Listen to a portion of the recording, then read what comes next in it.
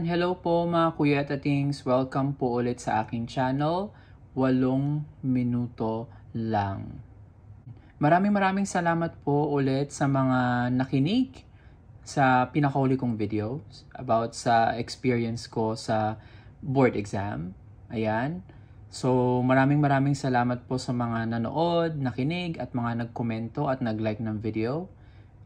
Thank you po. At for today's video, mga kuya at atings, no, babalik tayo sa mga kwentuhang nakakatakot. Kasi nakita ko sa mga previously uploaded kong videos, nakita ko na mas interesado kayo sa mga nakakatakot na kwento. Kasi naalala ko yung kwento ng doppelganger. Yung video na yon, grabe yung views kumpara sa mga iba kong videos. And thank you very much po pala sa pakikinig at panonood ng video. Kung di nyo pa po napakinggan or napanood yung video, you can visit the link po sa description box later.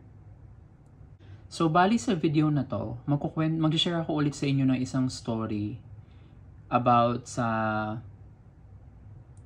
I won't say nakakatakot to, pero nakakakilabot siya for me.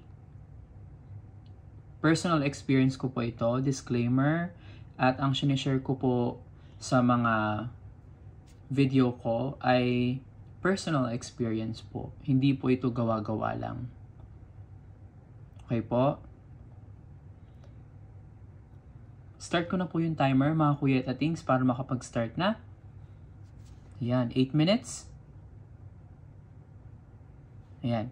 So mga kuya at atings, ang gusto ko pong i-share sa inyo sa video na to ay, yung experience ko, nakalimutan ko na yung taon pero klarong-klaro sa isip ko kung ano yung nangyari nung gabing ito. Kasi 'di ba tradisyon natin, kapag ka November 1, nagtitirik tayo ng kandila. Pag araw ng mga patay, 'di ba? November 1, nagtitirik tayo ng kandila sa labas ng bahay. Usually, 'di ba binibilang pa nga natin kung ilan yung mga namatay sa pamilya natin, mga relatives, ganyan. Tapos, yun din yung number ng kandila na ititirik natin, 'di ba? So, ayun. So, November 1, nagtirik kami ng kandila sa labas ng bahay. Ganon. So, sa bahay, naalala ko nagluluto kasi tuwing November 1 yung mama ko ng biko. Ayun, so nung araw na yun, nagluto yung mama ko ng biko. Tapos, ayun, ordinary, nanonood ng nakakatakot sa TV, ganyan. Tapos, fast forward tayo November 2. Kasi di ba November 2 ay All Souls Day, di ba?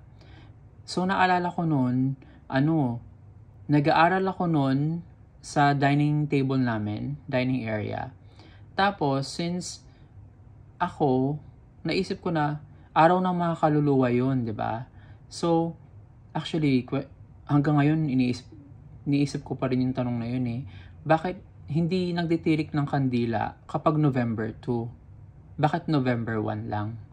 So ako, ang ginawa ko nun, sabi ko sa mama ko, Ma, magtirik tayo ng kandila ngayong November 2 kasi araw ng mga kaluluwa. So, ni-request ko lang kasi parang feeling ko, dapat November 2, di ba nga dapat mas magtitirik tayo ng kandila nun?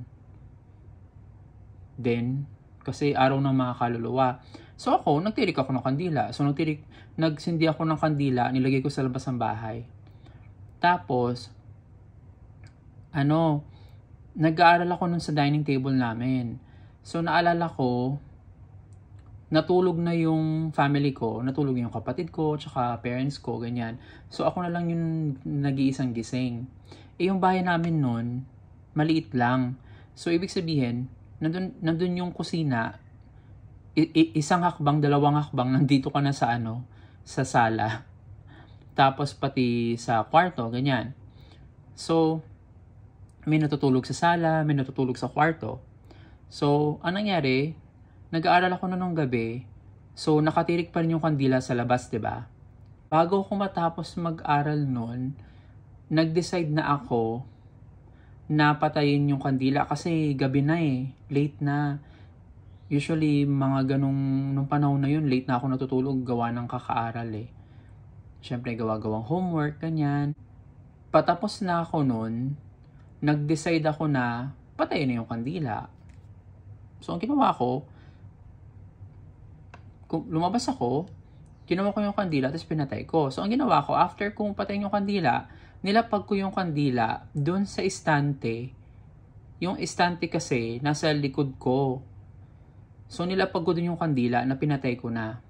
Ayan. So, back to work ako. Tuloy ako sa paggawa ng homework, ganyan. Tapos, grabe, mga kuya at atings, no? Wala, nangingilabot na ako agad, oh. Kita nyo ba yan? Ayan, mga kuya at atings, nangingilabot na ako agad. So, 20 to 30 minutes, no? Na yung nakalipas, after kung patayin yung kandila, maniwala kayo sa hindi, mga kuya at atings. Tinan nyo, nangingilabot ako, pati yung likod ko hanggang sa ulo. Nangamoy kandila. 20 to 30 minutes after kung patayin yung kandila, bumalik ako sa paggagawa ng homework. Tapos, all of a sudden, nangamoy kandila siya. Imagine the interval, ha? 30 minutos na yung nakalipas. Siyempre, di ba pag pinatay mo yung kandila, mga ilang segundo, minuto pa, sabihin natin 1 minute. Feeling ko yung 1 minute, matagal na nga yun eh. Hindi naman kulob yung bahay namin. Hindi naman kami naka-aircon. So, mangangamoy kandila after mong patayin. Di ba? Pero, mga kuya at atings, ito 30 minutes na ang nakakalipas. Nangamoy kandila ulit. Grabe, alam niyo yun? Initially, naisip ko, hala, ang weird. Ba't ganun? So, initially, I think medyo natakot ako nun. Nung gabing yon, kasi ako na lang gising eh. 'Di ba? Tapos, una kong reaction, hala. Pero, maniwala kayo sa akin, natakot ako at first. Pero, ang sunod kong naisip, feeling ko nagpapasalamat yung lola ko sa akin na pinagtirik ko siya ng kandila. Kasi 'di ba, kung naalala niyo sa una kong kwento, ako ang nag-decide na magtirik ng kandila ng November 2 kasi ang plano ko magtirik talaga ng kandila para sa lola ko. Kasi nga araw ng kaluluwa 'yun. So that was my intention, no. Tapos nung yung nangamoy kandila, feeling ko yun yung message niya sa akin na nagpapasalamat siya. Alam niyo ginawa ko noon, as in para akong nagsalita ako mag-isa. Kasi feeling ko nagpapasalamat yung lola ko. Kinausap ko yung lola ko. 'Di ba? So parang somehow yun yung way niya. Grabe oh, mga kuya at atings ang kilabot ko. 'Di ba? So somehow yun yung message na pinarating ng lola ko sa akin dahil pinagtirik ko siya ng kandila that night. So, mixed ang feeling, no? Natakot ako at first, pero at the same time, naisip ko na nagpapasalamat yung lola ko.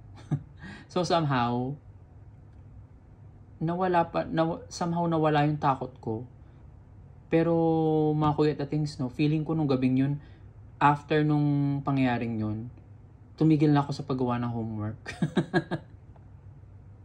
Tapos nag-start na ako matulog, naglinis, nagligpit, tapos natulog na ako. Ayan. So, kayo rin ba, mga kuya at atings, meron din ba kayong similar story na ganon? Yan. Time na po. Kung meron kayong similar story, share nyo na po yan sa comment section natin. Huwag na po kayong mahiya. And, yung tatapusin ko lang po, no, mga kuya at ating. So, somehow, kung meron ding sa inyo na mga nakikinig ngayon at nanonood ng video na to, no, nang may ganung feeling ko it's a gift. 'Di ba? Yun lang po. So, mga kuya at atings, maraming salamat sa pagstay sa dulo ng kwento ko.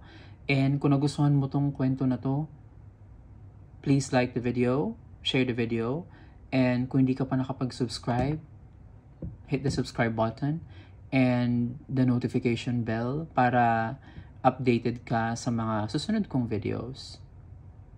Ayan. Thank you so much mga kuya at atings, and kita-kits tayo sa susunod na videos. Bye!